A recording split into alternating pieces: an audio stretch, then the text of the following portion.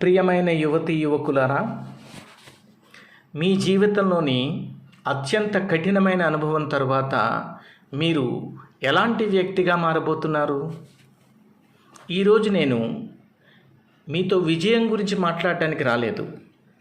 ఎందుకంటే విజయం గురించి ఇప్పటికే చాలామంది చాలా రకాలుగా మాట్లాడారు.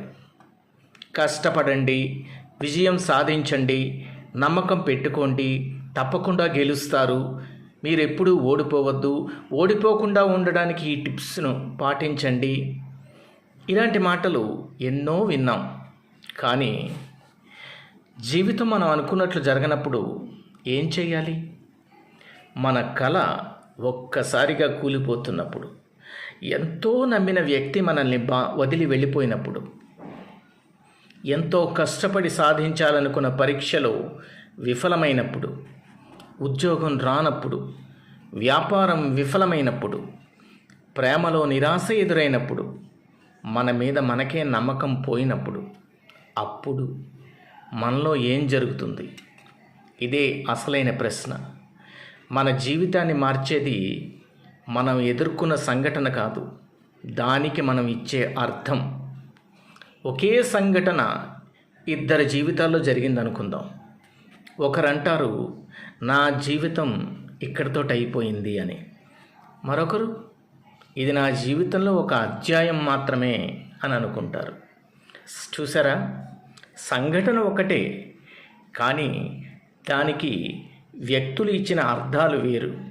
అందుకే ప్రియమైన యువతీ యువకులారా, మీ జీవితంలో జరిగిన ఒక చెడు సంఘటనను మీ మొత్తం జీవితానికి నిర్వచనంగా మార్చుకోకండి. మీరు ఒక పరీక్షలో ఫెయిల్ అయ్యారనుకుందాం, అది నిజం. కానీ మీరు ఫెయిల్యూర్ కాదు. మీకు ఉద్యోగం రాలేదనుకుందాం, అది నిజమే. కానీ మీరు విలువలేని వ్యక్తి కాదు. ఒక వ్యక్తి మిమ్మల్ని తిరస్కరించాడు అనుకుందాం, అది బాధ కలిగించవచ్చు. కానీ అందుకే మీరు ప్రేమకు అర్హులు కాదని కాదు. ఒక కళ నెరవేరలేదనుకుందాం, అది బాధాకరమే. కానీ అంత మాత్రం చేతే మీ జీవితానికి విలువ లేదని కాదు. ఒక సంఘటన మీ జీవితంలో జరిగింది, కానీ ఆ సంఘటనే మీరు కాదు. మనకు అత్యంత బాధ కలిగించే విషయం ఏమిటో తెలుసా? మనకు జరిగిన సంఘటన కాదు, అలా ఎందుకు జరిగింది అనే ప్రశ్న. నాకే ఎందుకు, నేనే ఎందుకు ఓడిపోయాను, అతనికి విజయం ఎందుకు వచ్చింది, నాకెందుకు రాలేదు, నేను ఎంత కష్టపడ్డాను అయినా ఎందుకు విఫలమయ్యాను? ఈ ప్రశ్నలు మనస్సును మళ్ళీ మళ్ళీ గతంలోకి తీసుకెళ్తాయి. మన శరీరం మాత్రం వాస్తవంలో ఉంటుంది, కానీ మనస్సు మాత్రం గతంలో ఉంటుంది. నిన్న జరిగిన సంఘటనలోనే మనస్సు చిక్కుకుపోతుంది. అదే ఓవర్ థింకింగ్, అదే ఎమోషనల్ ఎగ్జాషన్. అందుకే మొదటి పాఠం, గతాన్ని మర్చిపోలేము, కానీ గతం మన భవిష్యత్తును నిర్ణయించకుండా మనమే మార్చుకోగలం. మీ జీవితంలో ఒక వర్స్ట్ ఎక్స్పీరియన్స్ రావచ్చు. ప్రతి ఒక్కరి జీవితంలో ఒక దశ వస్తుంది. మనకు అనిపిస్తుంది, ఇంతకంటే చెడ్డది ఇంకేమీ జరగకూడదు బాబోయ్ అనుకుంటాం. కానీ ఒక విషయం గుర్తుంచుకోండి, మీ జీవితంలోని అత్యంత చీకటి రాత్రి మీ జీవితానికి ముగింపు కావలసిన అవసరం లేదు. కొన్నిసార్లు అదే రాత్రి తర్వాత మనలో ఒక కొత్త వ్యక్తి పుడతాడు. ముందు మీరు అందరి అప్రూవల్ కోసం జీవించి ఉండొచ్చు. ఆ అనుభవం తర్వాత నా జీవితాన్ని నేను అర్థం చేసుకోవాలి అని మీరు నేర్చుకుంటారు. అంతకుముందు మీరు ప్రతి సమస్యకు ఇతరులను నిందించి ఉండవచ్చు, కానీ ఆ తర్వాత నా చేతిలో ఉన్నదేమిటి అని ఆలోచించడం మొదలు పెడతారు. అంతకుముందు చిన్న సమస్యకే భయపడిపోయేవారు. ఆ తర్వాత ఇంత పెద్ద సమస్యను నేను ఎదుర్కొంటున్నాను కదా, ఈ సమస్యను కూడా నేను ఎదుర్కోగలను అనే ధైర్యం వస్తుంది. అదే ట్రాన్స్ఫర్మేషన్. బాధ మనల్ని రెండు రకాలుగా మార్చగలదు. ఒకటి, బాధ మనల్ని చేదు మనిషిగా మార్చవచ్చు. అంటే ఎవరిని నమ్మకూడదు అని, ఎవరు మంచివాళ్ళు కాదు అని, ప్రపంచమంతా స్వార్థమే అని మీకు అనిపించవచ్చు. మరొకటి, అదే బాధ లోతైన మనిషిగా మిమ్మల్ని మార్చవచ్చు. ఇతరుల బాధను అర్థం చేసుకునే మనిషిగా, ఇతరులను త్వరగా జడ్జి చేయని మనిషిగా, అంటే స్నాప్ జడ్జిమెంట్ ఇవ్వనటువంటి మనిషిగా, ఎప్పుడైనా కష్టంలో ఉన్నప్పుడు నేను కూడా ఇలాంటి పరిస్థితిని ఎదుర్కొన్నాను అని చెప్పగలిగే మనిషిగా, ఇంకెవరైనా సరే ఏదైనా కష్టం ఎదుర్కొంటున్నప్పుడు వాళ్ళకి సహాయపడే మనిషిగా మిమ్మల్ని తీర్చిదిద్దవచ్చు. అందుకే బాధ మీలో విషాన్ని పెంచుతుందా లేక వివేకాన్ని పెంచుతుందా అది మీరు నిర్ణయించాలి. మీరు పడిపోయినప్పుడు ఒక ముఖ్యమైన విషయం గుర్తుపెట్టుకోండి. ప్రపంచం మీ పడిపోవడాన్ని చూస్తుంది, కానీ మీరు మళ్ళీ ఎలా లేస్తారో చూడడానికి ప్రపంచం కూడా ఉత్సుకతతో మీకేసే చూస్తూ ఉంటుంది. మీరు ఒకసారి విఫలమైతే కొందరు నవ్వవచ్చు, మీరు ఓడిపోతే కొందరు మిమ్మల్ని విమర్శించవచ్చు, మీరు తప్పు చేస్తే కొందరు మీ గురించి తీర్పు చెప్పవచ్చు. కానీ మీ జీవితానికి ఫైనల్ జడ్జిమెంట్ ఇవ్వాల్సిన హక్కు ఎవ్వరికీ లేదు. ఎంచేతంటే మీ కథ ఇంకా పూర్తి కాలేదు. మీరు ఇప్పుడున్న స్థితి మీ జీవితంలోని చివరి స్థితి కాదు. ఇది కేవలం ఒక చాప్టర్ మాత్రమే. యువతకు నేను ఒక ముఖ్యమైన విషయం చెప్పాలనుకుంటున్నాను.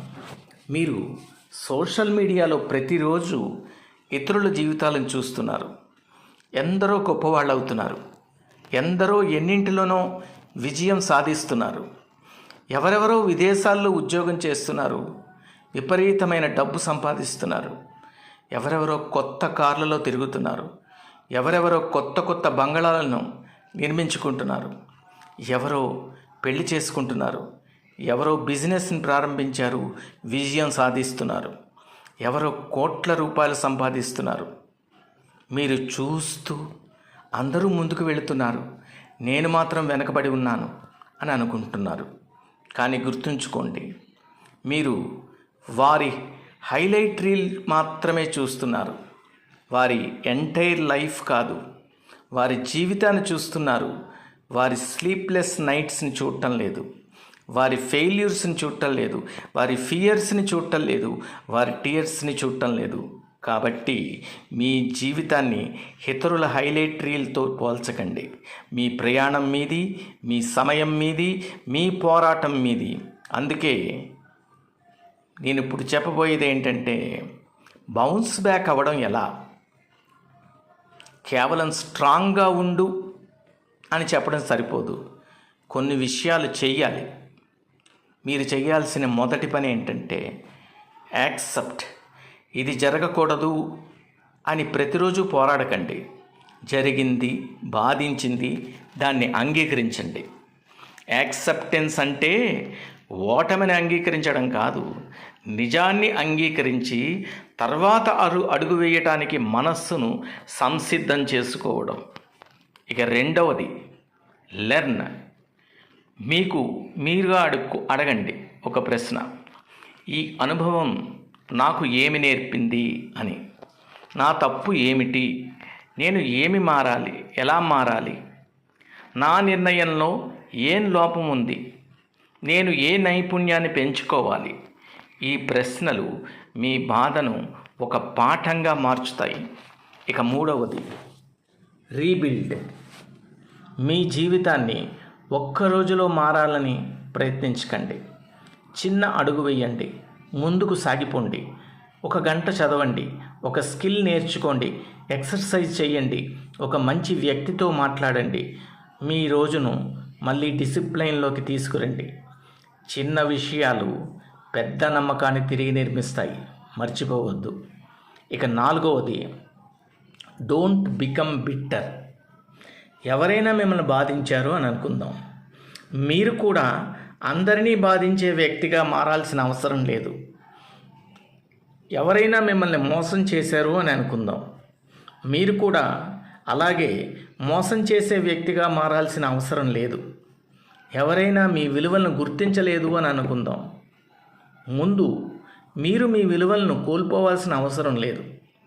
మీకు జరిగిన చెడును మీరు మరొకరికి చేయకపోవడం కూడా ఒక గొప్ప విజయమే. ఒకరోజు మీరు వెనక్కి తిరిగి చూస్తారు.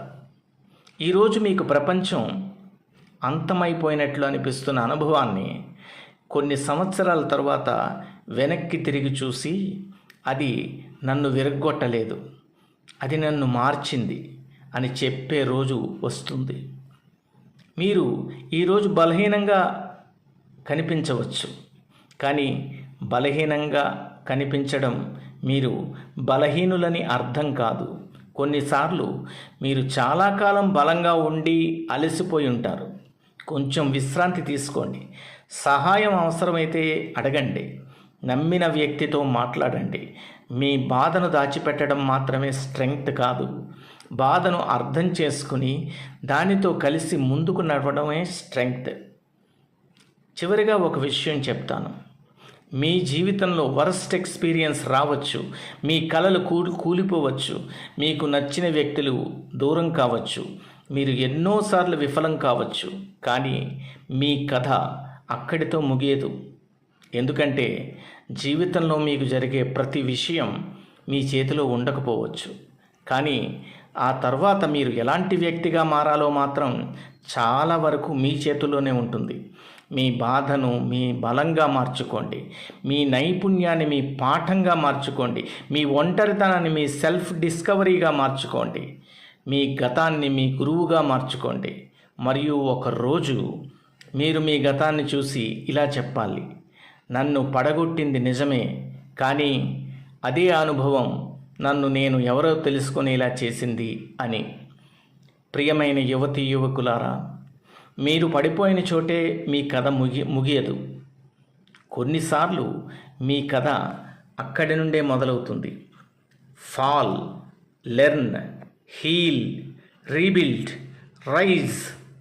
Because the person you become after your worst experience may become the strongest version of you.